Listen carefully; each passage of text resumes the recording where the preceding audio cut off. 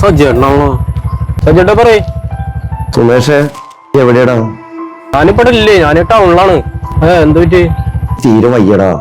തൃശ്ശൂര് പോയോണ്ടിരിക്കുക. അമ്മയൊന്നും ഇല്ല ഇവിടെ, അമ്മക്ക് പണിക്ക് പോയിടാ. നീ ഒന്ന് വരുമോ? വണ്ടി കയറ്റി പോടാ. ശരിയടാ. ആൾക്ക് വേറെ പണിയില്ല, നമ്മള് ഇവിടെ അടുത്തുണ്ടെന്ന് പറഞ്ഞല്ലേ, ആകെ പുലിവാല. സജ്ജേട്ടൻ വിളിക്കണ്ടല്ലോ, എന്താ സംഭവം? എടുത്തോക്കെ എന്തായാലും.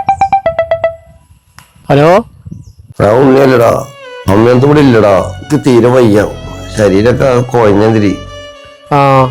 ഞാന് പണി സ്ഥലത്തോ.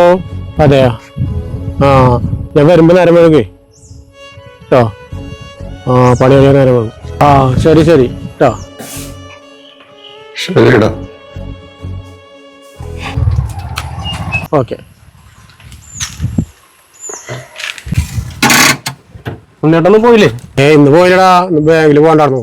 ബാങ്കിൽ പോയിട്ട് വരുമ്പോ കുറെ നേരം വൈകും. സജ്ജേട്ടൻ വിളിച്ചിട്ടാണല്ലോ, എന്താ ഹോസ്പിറ്റൽ കേസ് നമുക്ക് പറഞ്ഞു. ഇന്നും വിളിച്ചിട്ടുണ്ടായിരുന്നടാ. ആൾക്ക് വേറെ പണിയൊന്നുമില്ല. ആള് ലീവ് ആയിരിക്കും, വെറുതെ വിളിച്ച്. ഏത് സമയം ആള് ഇത് ഇങ്ങനെ വിളിച്ചോണ്ടിരിക്കും. നമുക്ക് ചായ കുടിച്ചിട്ട് വരാം. നമുക്ക് കുടിച്ചിട്ട് വരാം. പോവാ.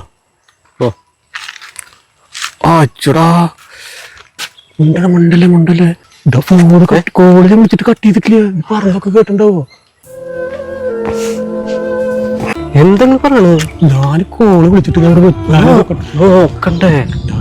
ആളുടെ അടുത്ത് ഓരോ ഇത് പറഞ്ഞിട്ട് ഞാൻ ആളിനെ എന്താ വിചാരിക്കുന്നത്? ഞാൻ രാവിലെ പറഞ്ഞില്ലേ കാര്യം, ഇന്ന് വൈകിട്ട് കിട്ടുമോ? അങ്ങനെ പറയലടാ.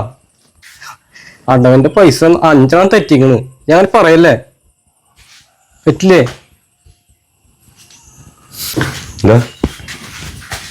എന്താ പ്രശ്നം? പൈസ പ്രശ്നമല്ലേ? അടവ് തെറ്റിണ്ട്. വീട്ടില് പൈസ ഇരിക്കുന്നുണ്ട്, തോച്ചായിട്ടുള്ള പൈസ. അത് ഭാര്യ ഒന്ന് വിളിച്ചോ. ചെല്ലേ പോ.